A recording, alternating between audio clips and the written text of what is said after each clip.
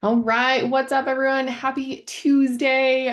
Thank you so much for joining us this evening for the live version, or if you're catching the recording, super appreciate you tuning in.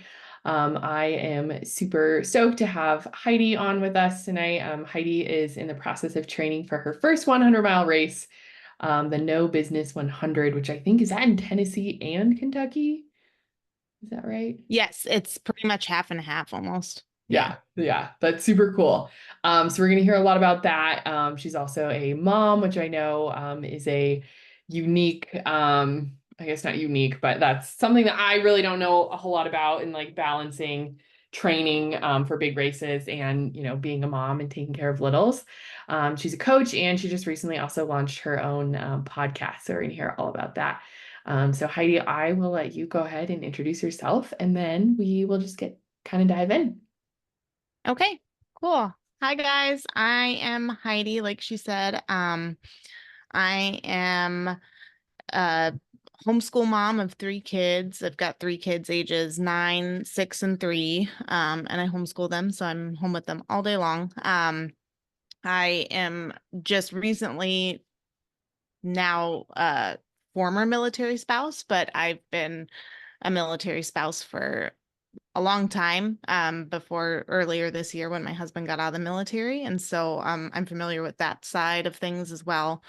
And yeah, I'm training for my first 100. I'm running the No Business 100, but I've run a few ultras so far, and I am definitely a true back of the packer. I've come in like dead last in races before. I'm usually chasing cutoffs and am very familiar with that place in races, and I keep coming back to it and I love it. And yeah, like Laura said, I coach. I'm a certified personal trainer, a run coach. I'm a USCA certified ultra running coach, and so I do coaching, and then also just launched a podcast, and we have our first episode out and another episode out coming out this week. So yeah, we're excited about that, and I just super busy and trying to Yeah. just keep involved in the ultra running world and all things with it.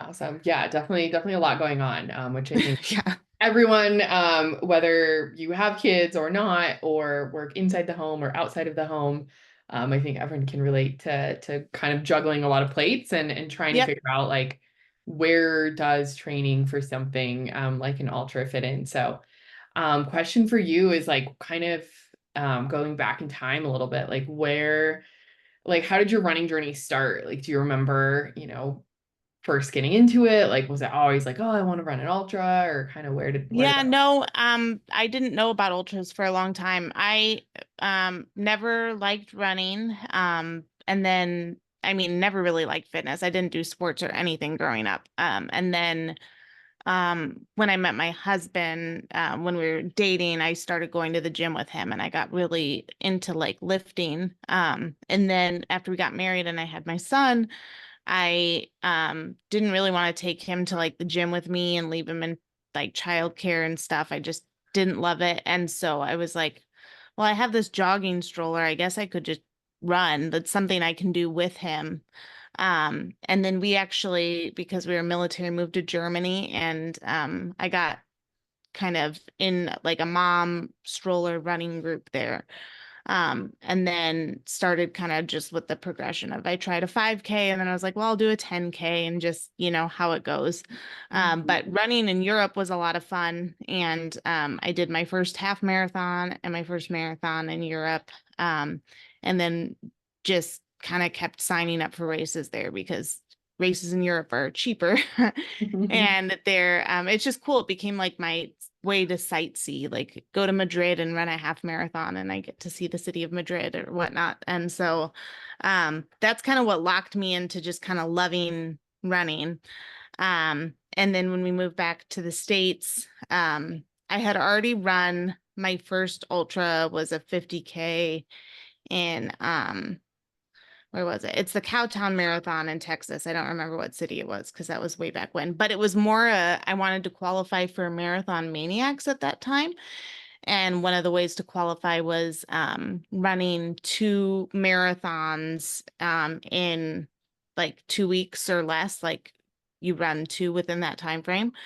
And I was running the Rock and Roll DC marathon, and then the Cowtown was within that time frame, and they had a 50K. And I thought, well, why not just add a few more miles? It's not that much. I Yeah. can do a What's 5 more 50K. So miles?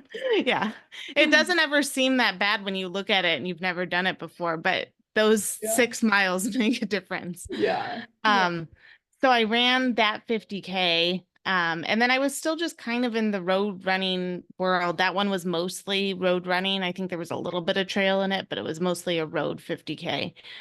So I still didn't really know about trail running and ultra running yet. But I was officially an ultra marathoner then. But then we moved back to the States, and I kind of started looking more into it, and the idea of running a 50 miler popped in my head. And um, I found one that was like a trail race, and it was a loop course. I don't remember how long the loops were, but it was pretty like level. It wasn't crazy elevation gain or anything. And so I signed up for that, but I wasn't able to do that race because my husband ended up having to go away, and I had no childcare for the kids. And so I had done all this training for a 50 miler, and I was like, well, I got to find something to do now. So I found the next 50 miler I could make that was kind of that I could do.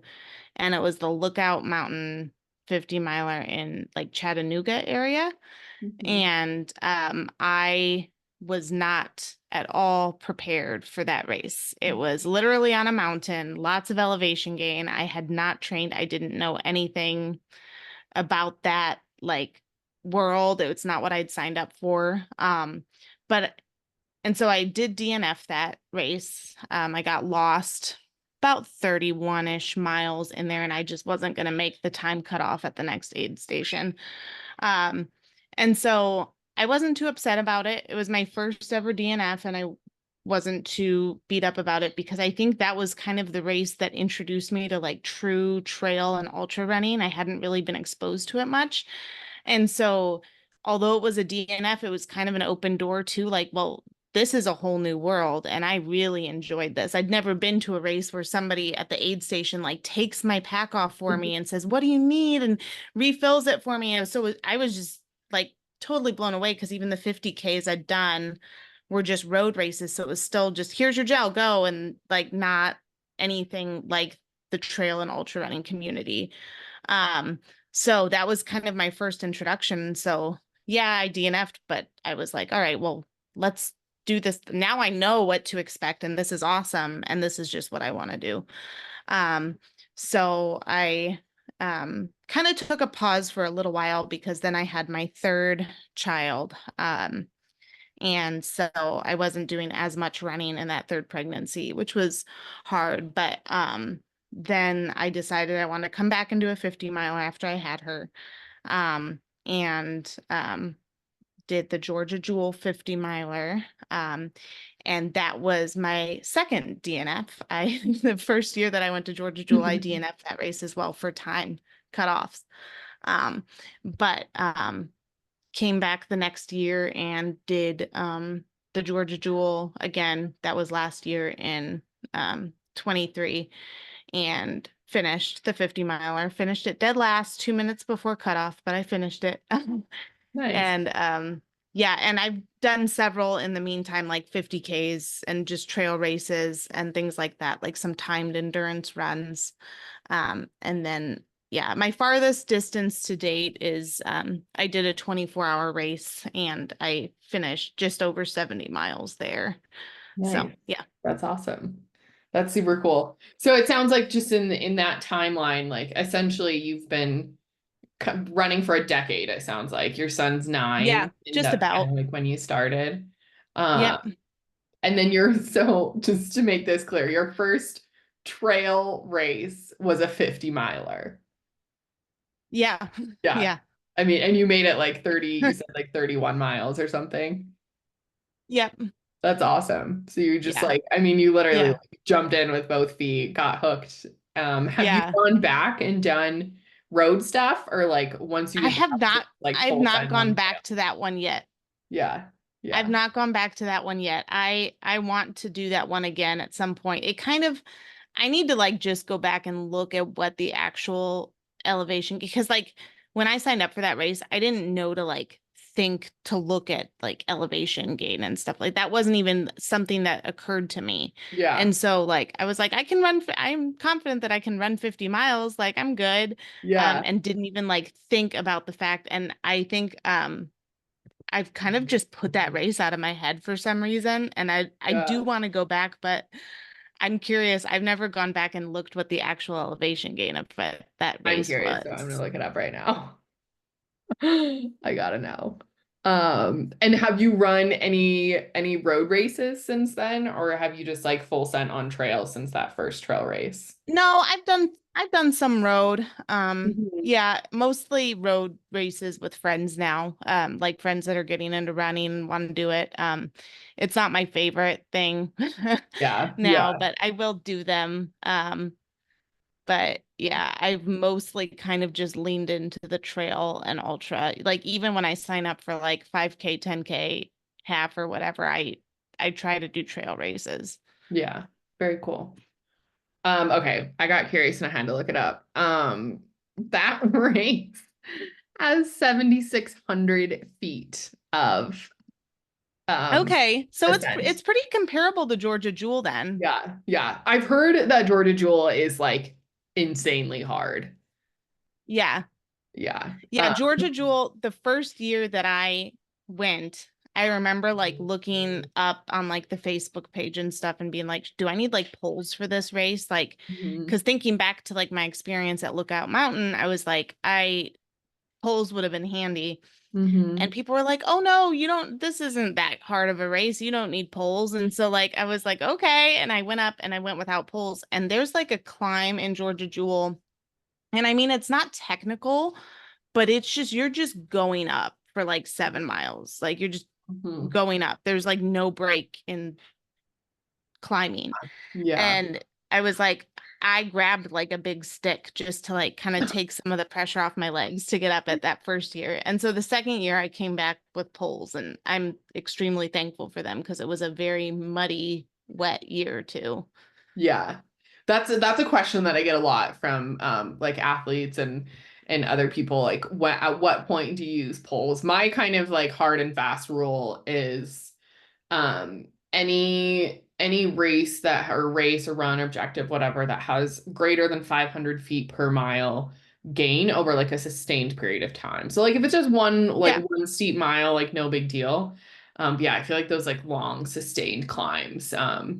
The 50K that I just did in May was like pretty much you climb up for 16 miles and you go down for Yeah. 15 miles, and I was very grateful to have them. Do you kind of have like a similar threshold, or like what do you tell your athletes? Yeah, I don't really put a number on it. I just, for the most part, if I know I'm going to be out there for a long time and there's like over 5,000, I'm like, I Mhm. just bring them. Like, because Yeah. it's just in the whole of the course. Mhm.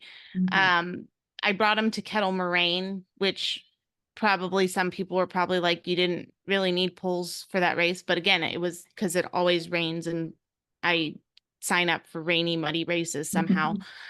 It was rainy and muddy, and I'm so thankful I had the poles with me because Mhm. I'm a faller too. I fall a lot, and I have found that poles save me a lot of the time because I can kind of catch myself before I fall. Yeah, Um, yeah, having that extra so points of yeah, I contact. love having my poles. And honestly, if I don't having, because I have a Solomon skin pack and then I have the quiver for the poles, it's Mhm. like Yeah, I don't even notice them there if I don't need them. It's like yeah, they're yeah, for sure. Yeah, I always say it's better to have and not need than want and not. yeah, exactly. If there's a question in your mind, like, do I need them? Maybe just bring them. It's like just to have them, unless all you have is like clunky big poles that are harder to like carry easily. But if you've got, you know, some smaller ones that you can throw in a quiver, like why not just have them? Mhm. Yeah, yeah, absolutely. Um, And then just a quick note for those people that are watching live, if y'all have any questions at any point, feel free to pop them in the chat, or unmute yourself too and just ask them. Adria, I think this was from earlier. She says, love that DFL over DNS. Which Yep. for those of you who don't know what those acronyms mean, pardon my French, but DFL is dead fucking last and Yep. DNS did not start. So that's when you sign up for a race, but you don't make it to the start line for whatever reason. And then the other acronym that we've been using is DNF, which is did not finish, which DFL over DNF as well. So super awesome. And then I'd love to hear Heidi, like, so you started at 5K and 10K and worked your way up and then kind of accidentally stumbled into this 50 miler with a ton of vert, and then, fell in love with the trail world through that. Yeah. You remember, like, at what point did you learn about like 100-mile races, or at what point did you kind of put that on like your radar of wanting to do? Yeah, I kind of knew that 100-mile races existed just because like after that 50 miler I started looking at more, and I actually did sign up for a 100K. I forgot about that. That ended up getting canceled because that was I ran the or I had my daughter, sorry, I'm getting my timeline mixed up. I had my daughter and I was ready to go run again, and I signed up for 100K and it got canceled because of COVID in 2020. Okay. So I was just actually almost skipping over that 50-mile distance for a minute there, but didn't end up doing it. Okay. Um, but there was a timeline where I kind of just put it on the in the back of my mind, like had my daughter, thought I was gonna like sign up for more races and stuff, and then COVID happened and stuff, and it was just like, and then I had my third child. I mean, COVID was smack dab between my second and my third child, so it's like I had this period of like kid, COVID, kid, and it's like it all Hmm. just kind of went to the back of my mind for a while. So I um kind of hadn't really thought about it very much. And then when I was signing up for the Georgia Jewel, they have a 100-mile race at that one. So I knew that it existed. Um, it was, slightly in the back of my mind, like maybe someday I'll do that. But I was pretty focused on trying to get that 50 down. Um, Hmm. and I remember I recently made a post about this on my Instagram, but I remember going to that race and listening to a podcast and somebody talking about it was somebody who did 200 plus mile races, like, and I think that was the first time that I really like realized how far the ultra running world goes. I was like, oh my gosh, people are out there doing 200 plus miles. They're out there for days at a time. Hmm. And that was like, I'll never do that. Like that is just not even fathomable to me. And so it was kind of in the back of my head that maybe someday I'd do 100, but it didn't really feel tangible until I kind of reached that 50 mile. And then yeah, so now I mean, I haven't even done the 100 yet, and I'm already dreaming of, Cocodona 250 and 26 is my goal. Yeah. Awesome. Yeah. It's like a healthy drug, I guess. Yeah. You start and then I mean, I kind of feel the same way. Like I just ran my first 50K this year. Um, and I think if you would have asked me like 6 months ago if I would ever do a 100-miler, the answer would have been like absolutely not. Like, no, that's insane. But I volunteer. I really like volunteering at races, and I've done that for the Hard Rock 100 is near me, so I volunteered at that for the past couple years, and High Lonesome 100, two very popular Colorado hundreds. Yeah. And I kind of like after this last Hard Rock, I was like, I could like maybe see myself doing one. I think for me, it's probably realistically like a 3-year plan or so, but it is funny how like you do one distance, like you think it's impossible, but then you do one distance and you're like, Yeah. okay, I can do that. Like, what about this? What about this? What about this? Yeah. Um, so with the No Business 100, I think, I'd love to hear like what spurred you to sign up for that particular race, and why is 2024 the right year for it? Yeah.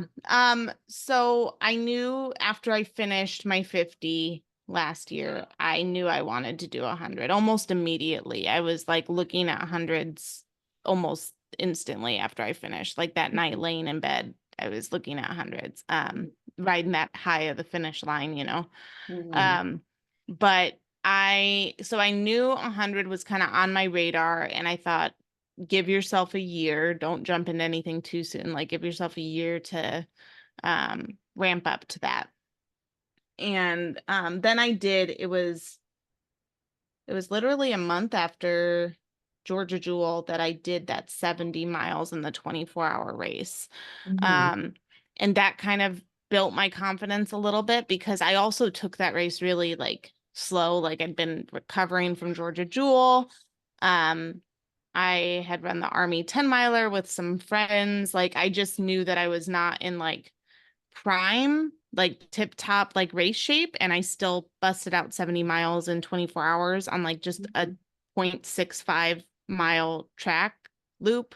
Wow. And I like dilly dallied a lot. So I was like, okay, if I can do that, like I think I can do 100. And so that definitely kind of solidified it in my mind that I would try 100 in a year. So my criterias were I wanted a fall race. Um, so I could give myself that full year to get ready and then also just like cooler temps and stuff. And I wanted one that had a generous time cutoff, but not too generous either. I like, because if it's too generous, I feel like I'll dilly dally more and it'll hurt me a little bit if I know that I have that window. Like I need to have the time limit of like, no, you got to push. Mhm. So, no business is 33 hours. And so it's going to be a push for me being a back of the pack racer for sure. But it's also more generous than other hundreds for sure. Mhm. Um, and I wanted some like single track mountain type terrain Mhm. because I didn't want it to be like too insanely challenging, which no business is challenging, don't get me wrong, but there's others with a lot more vert and um so I looked at it as Georgia Jewel was just probably closer to 8,000 and in 50 miles and the no business is 14,500. So I was like, okay, it's probably the terrain overall is probably pretty comparable to Georgia Jewel. And I know I can do that now. So yeah, those were kind of my criteria and no business just kind of checked all the boxes for me. And I've known people who have run it and I know it's a really well organized race and a lot of fun. So Very cool. Yeah. yeah, Yeah, that's something that I like to do is like finding those ramp races, like, finding yeah. something that's half the distance with half the vert, or two-thirds of the distance with two-thirds of the vert or whatnot. I think that's really important to kind of like build that belief along the way of, yeah, I did this and I know that I can do this one more time. Right. Yeah. Just Yeah. I believe mean, if you would have asked me right after Georgia Jewel, I probably would have been like, I can't do that one more time. I thought about going just back to Georgia Jewel for the 100. But I decided against it just because I want to just have some variety. I'll probably go back if I accomplish this 100. I'll go back to the Georgia Jewel at some point. If not for the 100, maybe for the 50 again and try to, beat my time or something. But I do love that course and um yeah, so that was kind of all my criteria. People suggested like I was living in North Carolina at the time and people were like run Blackbeard's Revenge run 100 and that's like Outer Banks, very flat coastal like road 100. Mm-hmm. And I was like that's not Yeah. my thing. Yeah. Like maybe someday, but I need some variety in terrain to keep me Yeah. entertained. Yeah. And I mean, I honestly like I feel like those more runnable courses are arguably even harder. Yeah. When Yeah, you're I have able to no kind of like interest because slow I get down more and hike. sore. Yeah. I get more sore after something like that than I do in like a mountain race because I'm just using the exact same muscles over and over again. Yeah. Yeah, exactly. Like when they compare like, Western states with Hard Rock or the Leadville 100, they're all very different. And like Yeah, Leadville is, the winner of that finishes in like 14 or 16 hours or something. Um, versus like Hard Rock is like 5 extra hours. It's right. very terrain dependent. Every mile is different in trail running for sure. Um, what? So no business 100, that's October, right? Yeah, like the very end of October. Okay. So you're like 2.5 months out. How are you feeling? What does training look like? Like, how are you mentally feeling, physically? Yeah, I'm feeling pretty good considering I had 100K DNF back at the beginning of June. I DNF'd the Kettle Moraine 100K in Wisconsin. And at first that really set me back mentally just because I was like, okay, this was like way less elevation challenging. Why was this race so hard to me? Mhm. And that's kind of so the podcast we started is about like DNFs and like the hard races that go wrong just because we want to kind of shed some light on that. And I've Mhm. explored it a little bit on there. It's just like what's so different from me running the Georgia Jewel and literally trying to convince the race director at the aid station to let me go past the cutoff to finish the race because I'm like I'm not finishing this race. Like I'm going to finish this. Nothing's going to stop me. And then DNFing without like any major injury at Kettle Moraine.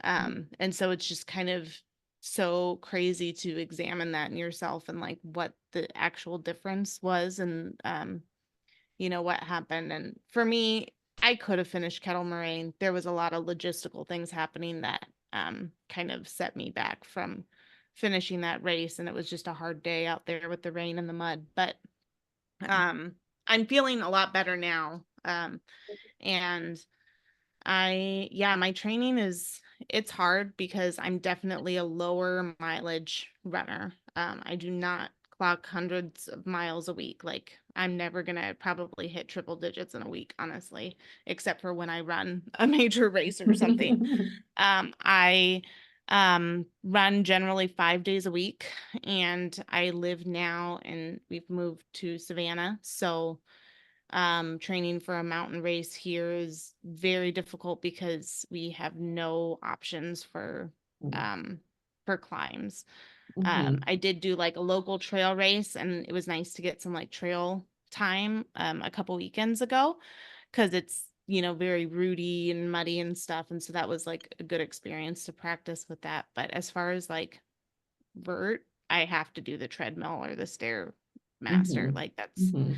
pretty much my only options for that. So I basically try to run on the road as much as I can for just kind of my base miles. And then I spend a lot of time at the treadmill doing incline work and um, getting on the Stairmaster. I do strength training, a lot of step ups and lunges and all those things too to try to get myself in that shape. So, Mhm. yeah, I mean, mentally, I'm feeling good though. I feel really good. I think it'll help that this race will be solely like about me. Like Kettle Moraine, my brother was running it too, and I had coached him.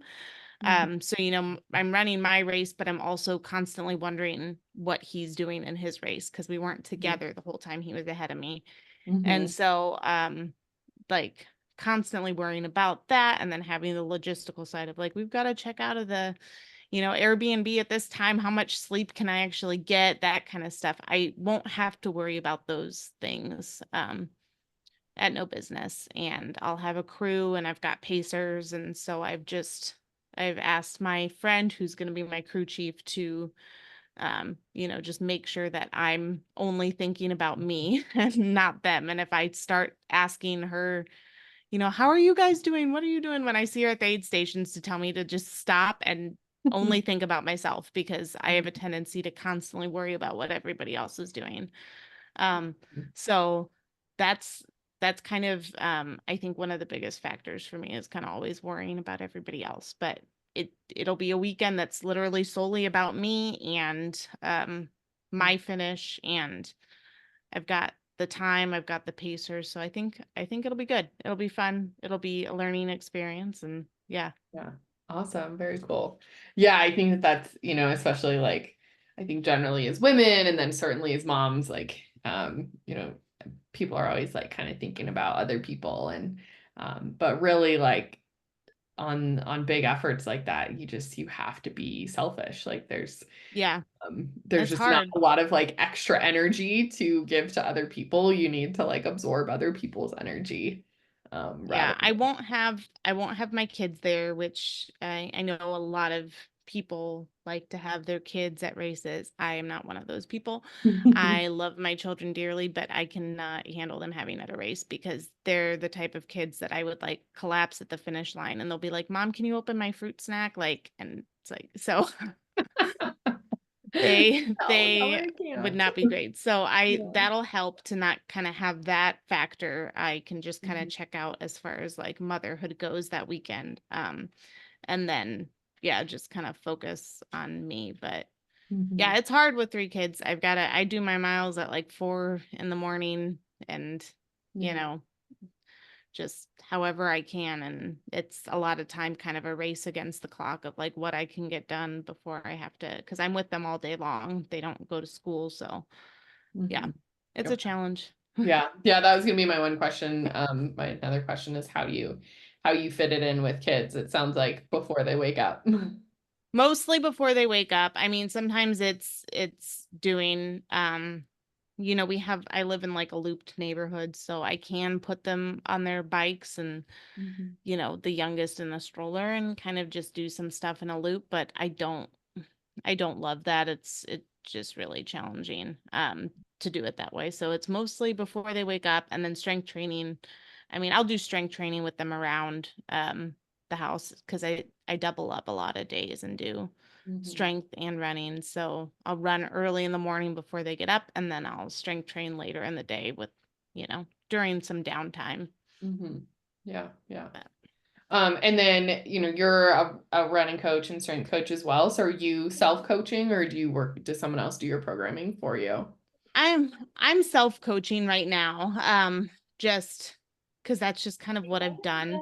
And I've considered getting a coach for myself, but just kind of haven't found the right fit for my coach personally yet. And I think that after this 100, I kind of want to just see that I can do it with myself coaching, because I coach and I'd love to be able to have that knowledge mindset of, okay, I coached myself to 100 miles. I can coach other people to 100 miles. Mhm. Um, which I mean, I have confidence that I could coach somebody to 100 miles now, but just to have that, kind of locked in. But if I chase after something like Cocodona, I will probably try to find a coach, especially one who's a mom or understands like the time constraints, because Mhm. when training for something like that, it's going to be really hard to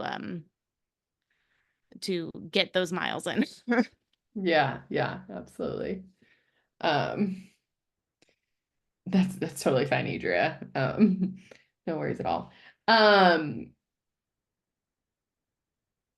Kind of going back to, just like your podcast, and I'd love to hear more about that, but this idea of getting last place or DNFing or I heard this analogy recently and I'll try and not butcher it, but it was essentially where this guy who was an ultra runner was talking to his friend who's a climber. And this ultra running guy said something about like, yeah, I ran this race and like I failed, whatever, blah, blah, blah.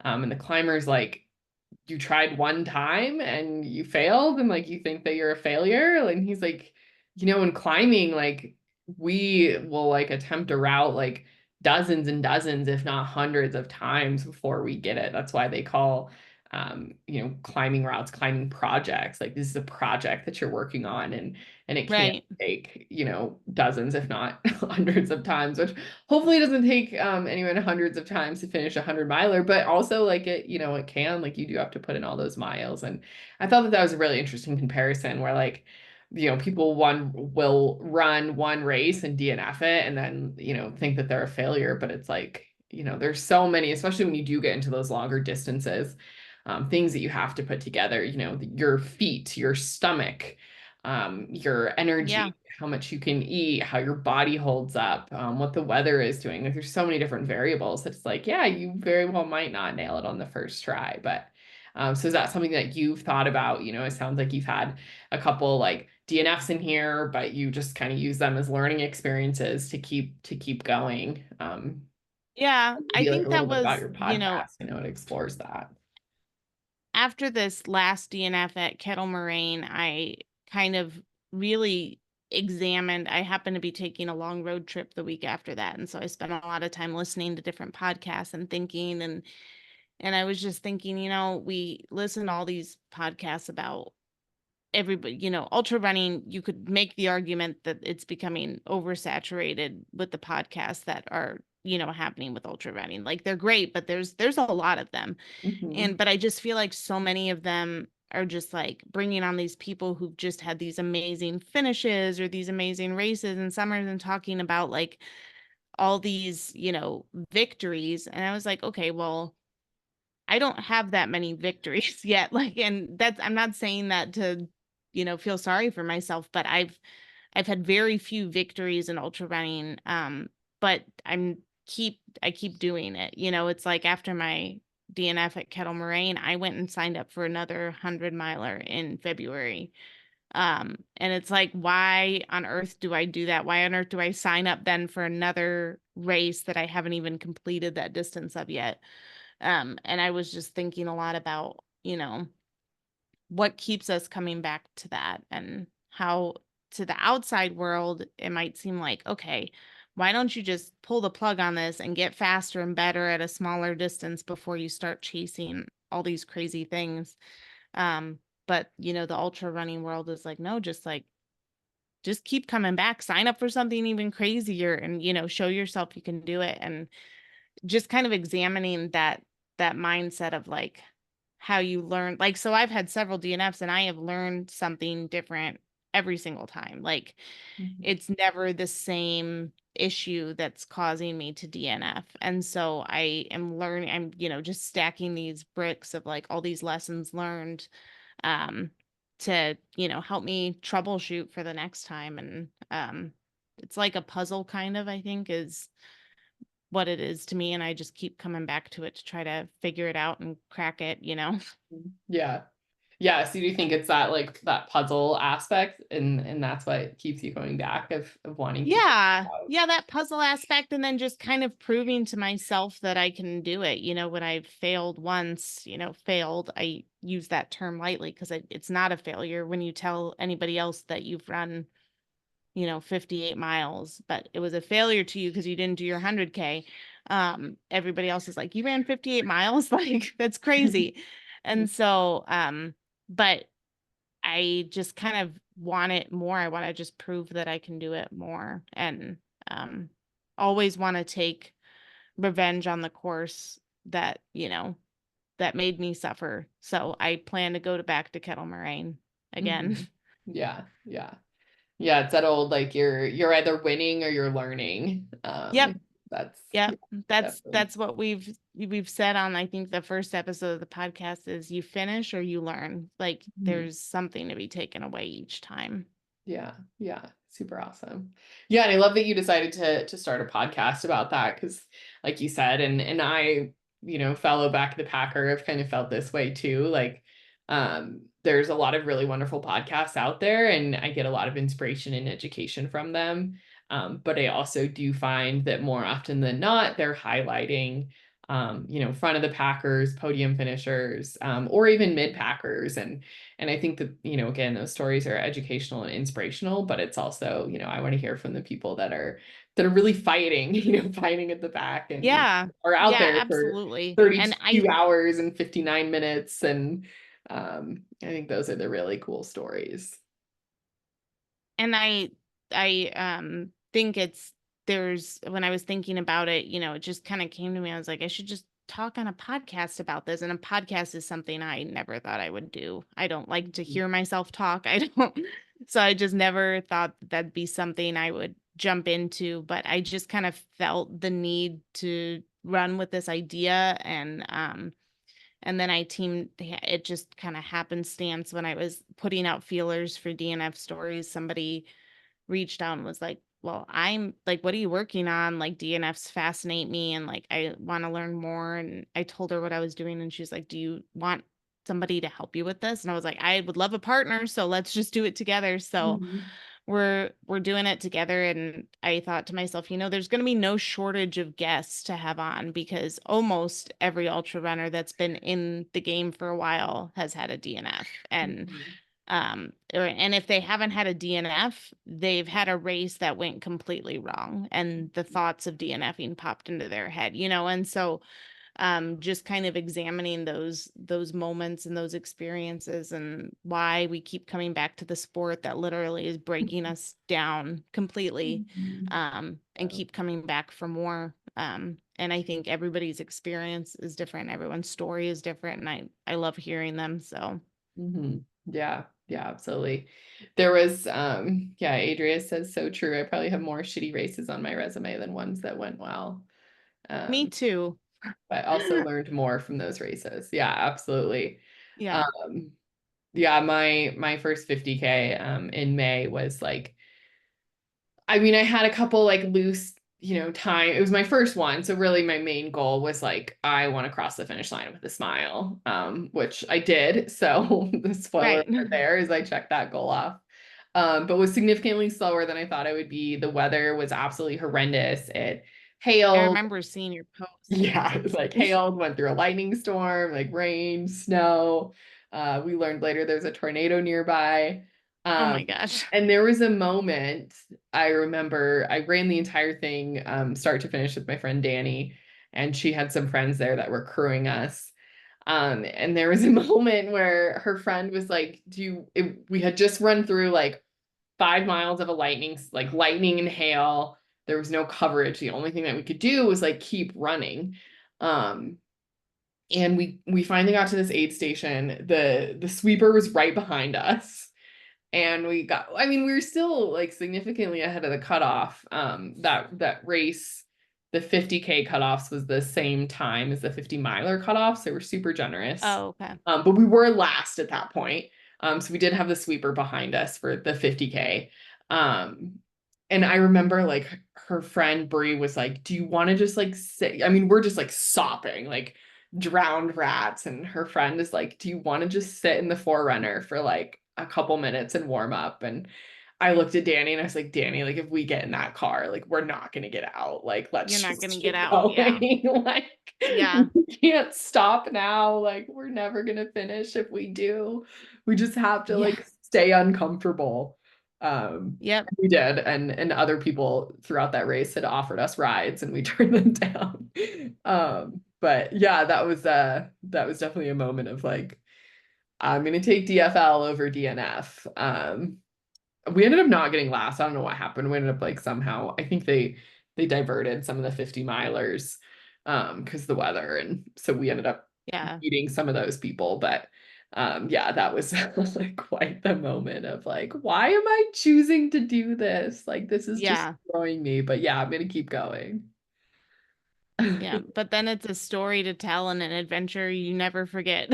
hmm Yeah, for sure, a core memory. Um, what I have like so many questions, but we are like dwindling on time here.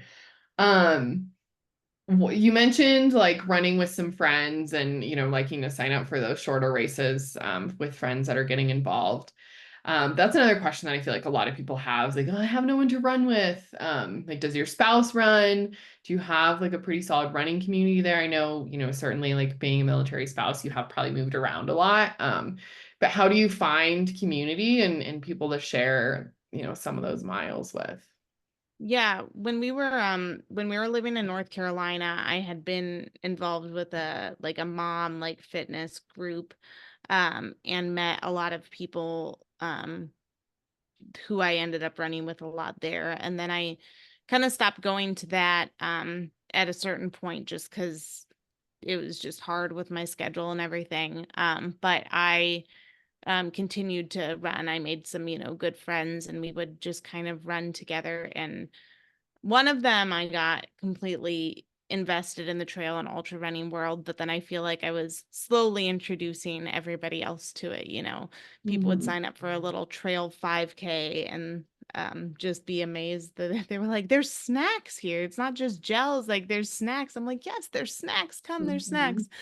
Um, but then we moved, and I have a tendency to kind of become a hermit when we first move a new place for a while. I am very social, but I have to know the environment before I can be social. And Mhm. so I kind of clam up and usually just kind of tend to stay in. But I was determined to not do that. And I found a couple running groups here locally and like ripped the band-aid off the first week we were here and just went to meet up with them. Mhm. And I don't know of many um, like trail ultra runners yet here, but I'm getting a few people that have piqued curiosity about Mhm. the sport now. So I Yeah. have a running, group, and what I do is on like Saturday mornings when they meet up at 7, I'll log, however many hours I need to before that, and then meet up and run with them some more. Mhm. But yeah, it's nice to kind of have that community, and they're all really supportive and call me their resident ultra runner now. And Mhm. That's so awesome. it's fun to kind of introduce people to the sport and talk to them about it. And even if Mhm. they're not interested in running the races, my goal is to create a bunch of ultra running super fans. So Mhm. Yeah, that's awesome. That's really cool.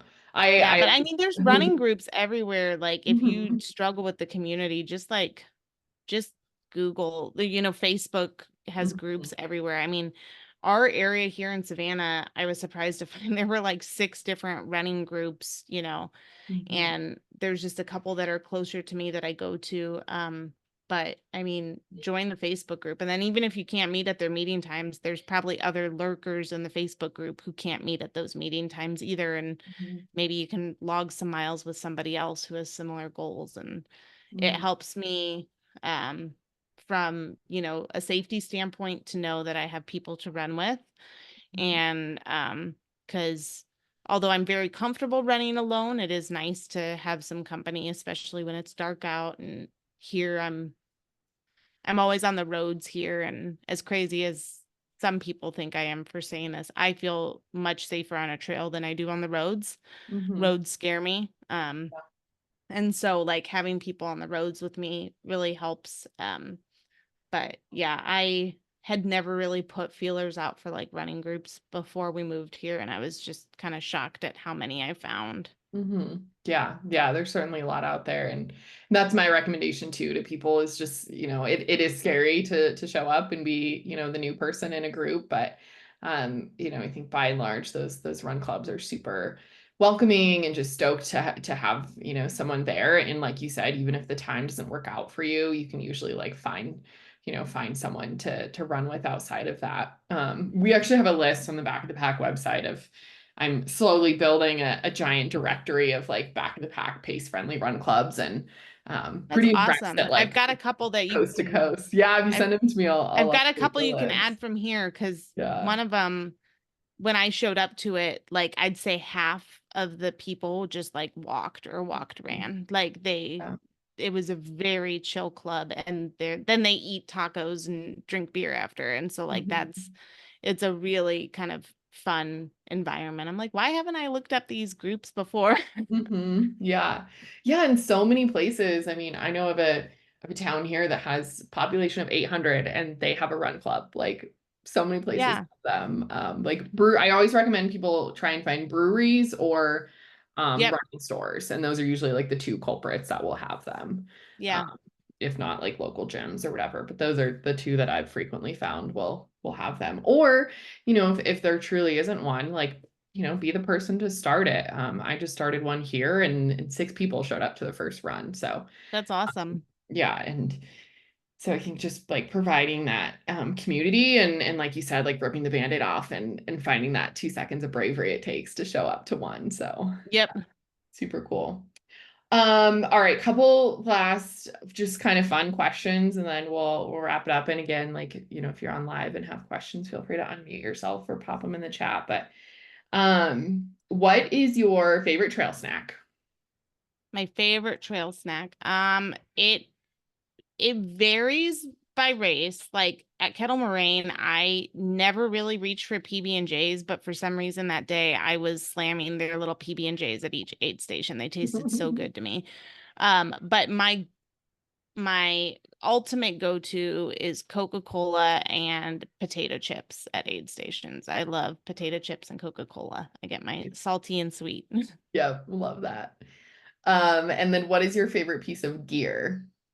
My favorite what? Your favorite piece of gear, like whether it's apparel or your I pad. don't know. I'm kind of sold on the like long sleeve sun shirts now. Like I really hadn't run in one yet because I'm running in the really early in the morning most of the time, so I don't really have the need for that. But I wore one for that trail 20K I did. And gosh, it just protected me from the bugs because we were like running in the swamp and I was like, and I felt it was like 88 degrees and like 90% humidity. And I still stayed pretty cool in that shirt. So I was Yeah, kind of sold on that. But nice. before that, yeah, I'm like sold on them now. I went and bought more after that race. I was like, they are my favorite things. But my favorite piece of gear would probably be my hydration vest, my Solomon skin. I love it so much. Yeah. Yeah, It's good been vest through a goes a lot long with way. me and it it holds all my snacks. It's the goat. Yeah, yeah, for sure. What's your, do you have like what brand of sun shirt did you go with? I was wearing a rabbit, like a running rabbit one. But I just went on Amazon and I found a couple that were, cheaper because I'm not one that can afford like rabbit all the time. Yeah. When they're on sale, I'll grab them. But I grabbed a couple on Amazon that were actually pretty. Oh my gosh, I love that you named your Solomon vest Sally. That's amazing. That's awesome. Um, but I bought a couple on Amazon that have been working well too. But I saw like I think somebody recommended like the Eddie Bauer ones too, and they were slightly cheaper than like Run and Rabbit. I haven't run in those yet, but it's Cool. worth checking out. So Nice. Yeah, yeah, there's a lot of really, really awesome, like any sort of price point. I know a lot of people are like the REI, I think it's called the Sahara. I personally don't like that one. I don't like the fabric. It's a little itchy for me, yeah, but you kind of have to shop around. I mean, the rabbit one was great. I love rabbit stuff. I just only buy stuff when it's on sale, yeah, yeah, usually. So, yeah, a but little bit yeah, higher I'll end in probably there. get more if they go on sale again. Yeah.